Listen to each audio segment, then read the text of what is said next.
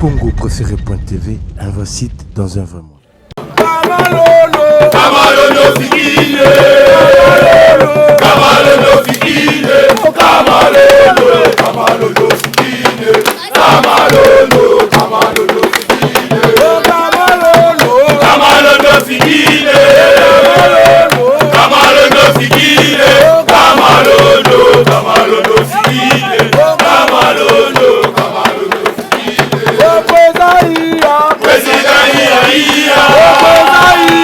President Iya, Kamalono, Kamalono fikine, Kamalono, Kamalono fikine, Chilombo,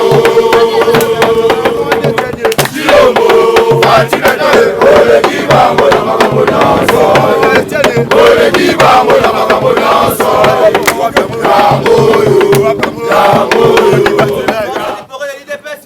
État des droits, c'est aux conditions de peuple d'abord, le gouvernement fasciste, Siola, Bico Rouge, Pinatre, c'est coucou de bébé, Agigigigigigi, boum, Kobanga toto, Kobangisa, Kobangisa, Kobanga toto, Kobangisa, Kobangisa, Kobangisa, tu veux te dire Fachim, les béton de la nation, Maboro Makati,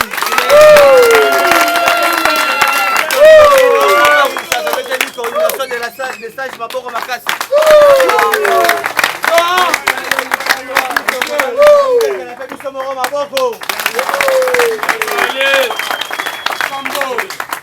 Tokobandaka na momesano ya imdi parti lo sambo si ma activité politique nous sauté au salé mandenge to ça et la kaboyo to boyete. Yango toké na imdi parti union pour la démocratie et le progrès social. Union pour la démocratie et les progrès social. Notre parti du peuple, parti de la majorité. Union pour la démocratie et les progrès social.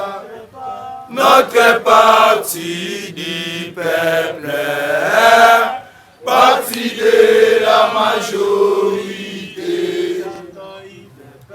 IDPS, IDPS, IDPS,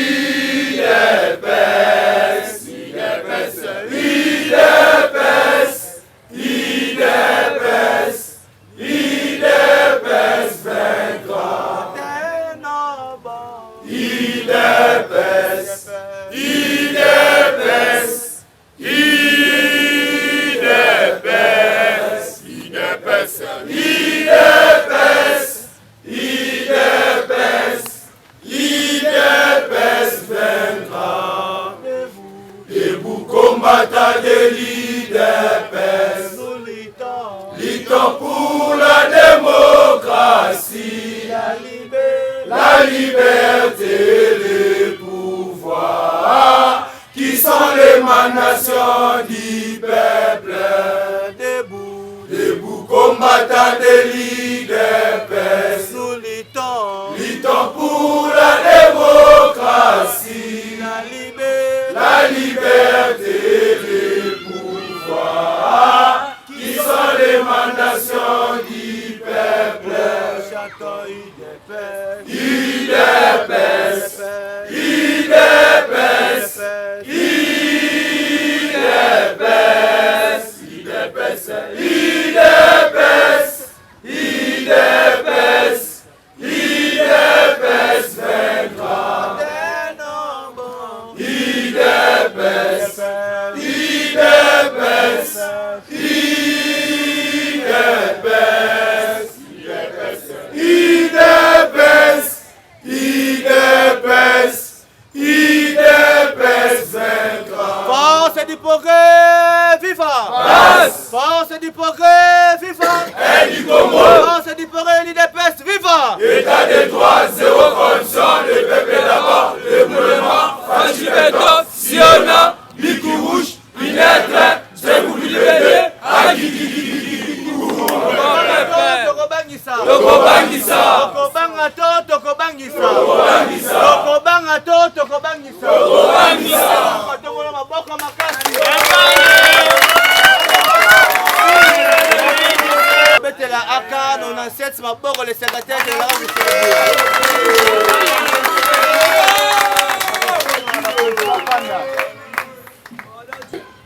Tomi pesa rapasi pe toyoka rapasi soki bazo teka biso force du progrès niveau national na mboka OEP international qui était tozali ba bandi ba kuluna mais aussi le temps ezali créé na ba intelo ba licencié ba gradué ba tunyo surtout ya qualité nyo surtout na force du progrès bazali ba kizaka biso na makambo oyo biso tosalela raté oyo biso tozali na biso ba innocent ne bomoni lelo comité de sages tolérance pour oyo tolobelaka par-ci par-là musala ya bakulu na baya ba infiltrer biso pour du progrès ebundaka na opposition ebundaka na machette te à part mabanga na oyo tobengi ba cocktail molotov boyoto boyete mais lelo bamemeli biso système ya machette toyebi place machette eutaka na PPRD badoyo indula toyebi ba Francis Kalombo baonde bayaka nango na bapetisi na bango toyebi bango biso du progrès totikala jamais kozala na système wana te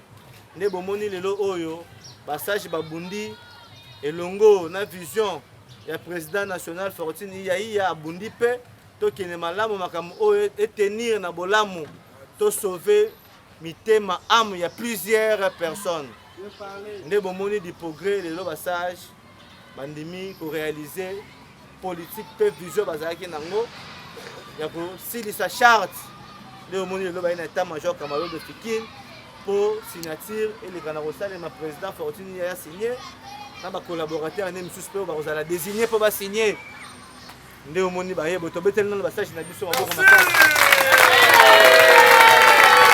Kalo atelema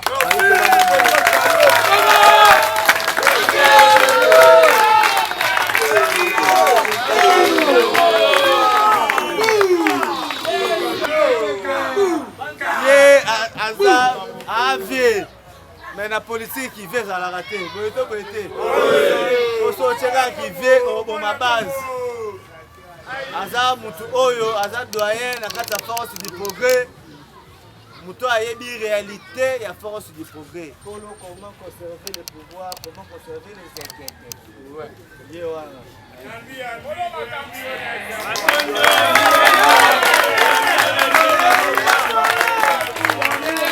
Jalobi aza parmi ba fondateur ya boyokaka bakoma ba Jekobeya ba Mokato ba Sebaluza ya dio ye pas za parmi bango to betele pe maboko makasi na hotel misali susu Kokorigo kolika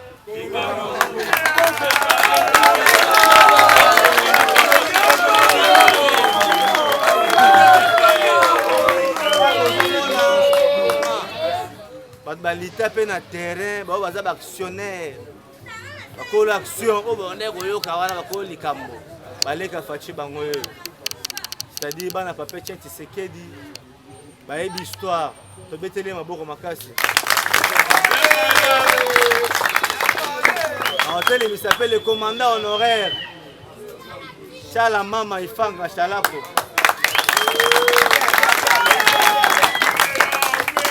lelo erbo omona masola commanda pem et fanda na force du progrès pour ya asimaka la responsabilité moko ya makasi oyo atiaka kimia discipline fandaka na force du progrès po ba discipline tomona ba discipline ya moto azomela oyo se perdre comme aussi ba machette mena tango oyo azalaka commanda lichette ezalaka te mais ba action politique ya mibali baobima na nzela basali action na opposition mokile yoki pe ba lobby Congo mobimba monde entier qui était ba combattre IDPS ba existaka na terrain yaza parmi ba pe basala ba stratégie wana to betele maboko makasi force du progrès viva force du progrès viva la force du progrès de l'IDPS viva l'état des droits zéro corruption les peuples d'abord déboulonnement Fachimeko Siona Biki Rouge Binéatin Tchèque Liberté Abi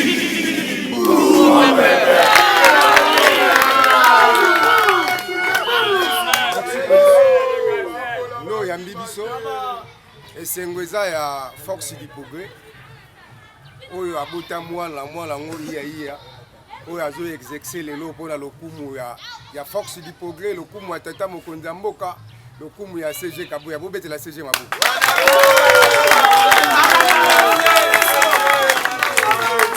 présence la biso tolobaki mandat oyo ya mibale oyo biso tokendaki kovote tata mokonzi ya mboka Fatou Beto Mukwantombolo na 73% oyo eza pouvoir na pouvoir na biso efo biso mpe tobénéfice yango mpona kobénéficie yango totombe lelo na charte de bonne conduite charte oyo kaka ndenge secrétaire général auti koloba awa ekopekisa batu oyo bazalaka na makanisi ya mabe na mituna ba soko omelaka mabanga yebake no bato mpe bamelaka mabende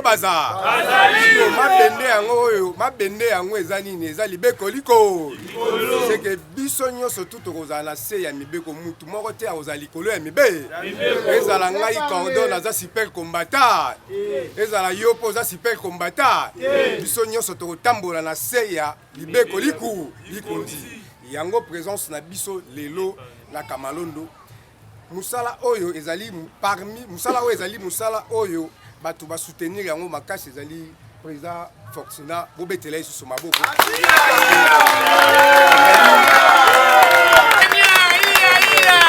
biso sola la pongite kotia biso makelele pour charte de bonne conduite et salama lelo soki esili eza lokumula ye pe sengo na biso surtout betano maboko pona biso soki toye awa tolobi deuxième mandat tuzikwa mbakaja eza bongo te c'est que deuxième mandat eza ya biso deuxième mandat il faut mwana nyonso ya progrès asa nini a se retrouver ata oyo aza la suka ata oyo akendaki ba école te il faut ça nini a se retrouver po tobundaki topesi tata mokonzi manda oyo aza nango lelo oyo nga azoloba eza manda ya bakomba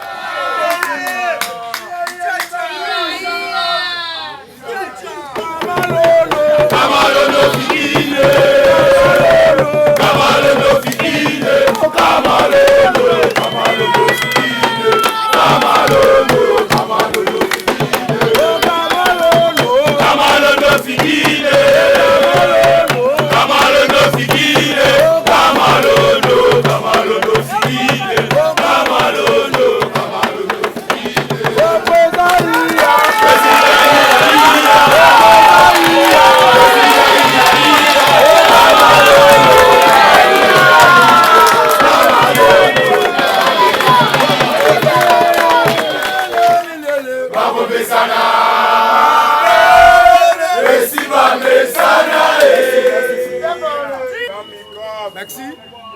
Président Iya aza yemogote.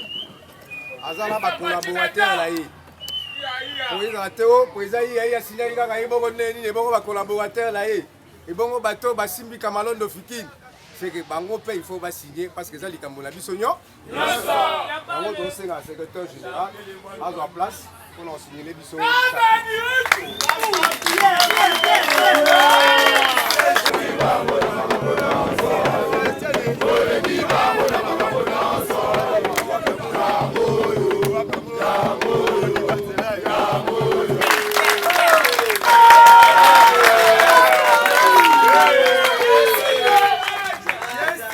Poto sala likofi oto be yango likofi poto sala likofi oyo il faut bango pe bazala parmi bati oyo aza ba témoin na biso po yo biso ko sali des ordres bango nem to bon simba to be ko représentateur ya président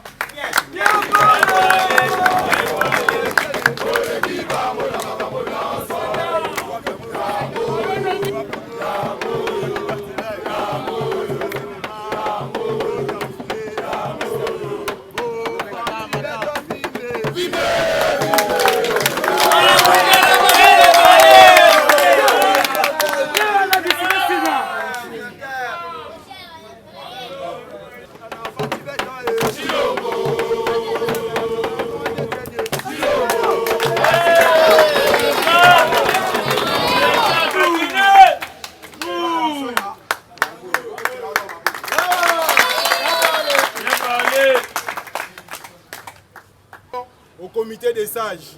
Autrement, j'ai dit, Cordon Carlo, félicitations. Coordonnateur adjoint, Guilhem Pemba, félicitations. Sage Nagui, félicitations. Sage Rigen, félicitations. Sage Chalako, félicitations. En tout cas, je suis satisfait par rapport à cet événement encore de venir de passer aujourd'hui. Je pense que c'était un peu longtemps qu'on avait commencé le travail des chartes. Ça nous a pris beaucoup de temps. Maintenant, on est arrivé au point final. Le Dieu Tout-Puissant qui nous a donné le souffle de vie. C'est un travail, il nous a pris beaucoup de temps. Parce que quand on était devant le chef de l'État, il nous a dit qu'on puisse être très organisé. Ce qui dirige l'IDPS, c'est le secrétaire général qui s'appelle Augustin Kabouya, AK47 Mwanabouté. Nous acclamons pour notre secrétaire général.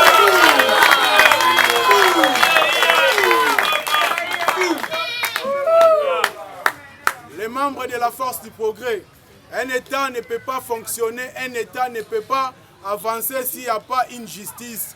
Maintenant, la force du progrès a une justice. Maintenant, la force du progrès a un soubassement juridique qui s'appelle la charte de bonne conduite. Maintenant, on nous a taxés par tout le monde, y compris l'Église catholique. Moi, aime les serviteurs qui se retrouvent devant vous. Je ne suis pas une milice. Les gens ici qui dirigent le comité des sages ne sont pas des milices. La force du progrès n'est pas une structure de milices. La force du progrès est une structure qui appartient à la Ligue des jeunes de l'IDPS. On avait commencé ce travail depuis longtemps, depuis Etienne Tshisekedi qui était vivant. C'est un mouvement qui a été créé par Etienne Tshisekedi. Etienne Tshisekedi, ce n'est pas un anti-valeur. Etienne Tshisekedi, c'est un homme qui a beaucoup de valeurs, qui incarne des valeurs. C'est pour cela que nous avons opté pour l'idéologie d'Etienne Tshisekedi. Maintenant, on nous a tarifé. Bientôt, le gouvernement va sortir. Nous étions réunis pour concrétiser la charte de bonne conduite. Moi, je suis dans la joie. Vous me voyez aujourd'hui en train de rire, de crier. C'est parce que je suis dans la joie. Je fais partie.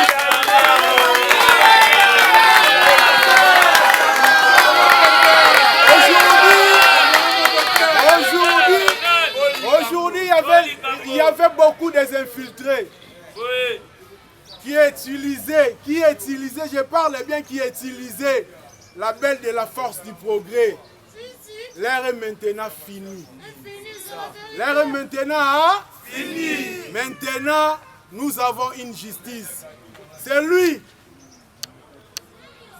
qui, la force du progrès, trouvera avec une machette ou quelconque, il sera traduit devant la justice, n'est-ce pas? Lelo siko nazongi na lingala na beta kero na français poto la kisake biso na kati ya force du progrès toza bata mayele Eva Mbote na presi président Moselu Mbote na pesi président Ngandu Kennedy Mbote na pesi président Jojo Mboyo Mbote na pesi président Remi Kunima Mbote na pesi président Takizala Mbote na pesi bako fondateur otobengaka obino tu boyebi même bazala ka traité bazamisa tutende toyebaka bino mo bomoni sage nagi azalia na pesi président Jeko Beya autorité morale Mbote na pesi seigneur Mokato Mbote na pesi pe fondé bambote na esika tozali on atangi kombo na été na ko citer tout le monde parce que nous sommes devant les médias et puis toza ko recourir devant air na pesi bino bambote tolingi pe kota na kati ya force du progrès papa na biso komona Félix Tshisekedi gâteau eza epa Félix Tshisekedi moto asimi parti na biso komona le secrétaire général Kabouya maintenant bandolo bala biso toza mouvement informel tozo comme un mouvement formel o eza na table de négociation biso pe photo zala na kati wana poto partager gâteau donc gâteau na minute eza ya mubesu biso force du progrès to bénéficier na gâteau wana eza boete yango musala wana eza musala na biso ba président te musala na un eza musala ya comité de sages nazalaki na voyage na déplacement ezalaki kaka mpona koservir force du progrès ezalaki mpona koservir famille na ngai te ezalaki mpona koservir force du progrès kaka état major te mais ezalaki label oyo tobandaki koutiliser force du progrès nyonso tu ya Congo. Yango nakendaki mission na Okatanga ti na koti na Kolwezi pour na servir force du progrès. Je pense que bomonaki batu nyonso tu basignaki charte nga nazalaki te na yaki goya na retard, mais le jour ya charte, je pense que l'un des sages du comité des sages a bengaki ngai na kende na 3 personnes ou 2 personnes de baïbsenga to ko signer charte. À la grande surprise na bango na web sa bango que le même jour bozo mona ngai na signer charte nazo voyager na ko Lubumbashi. Abino c'est pas grave, président kende le rozoya au servi ka mouvement na biso. Tango goya oya ko signer charte. Yango lelo tango na zongaki samedi bango ba ye sur place to signer charte na biso to beteli bango maboko. Je vous dis et je vous remercie.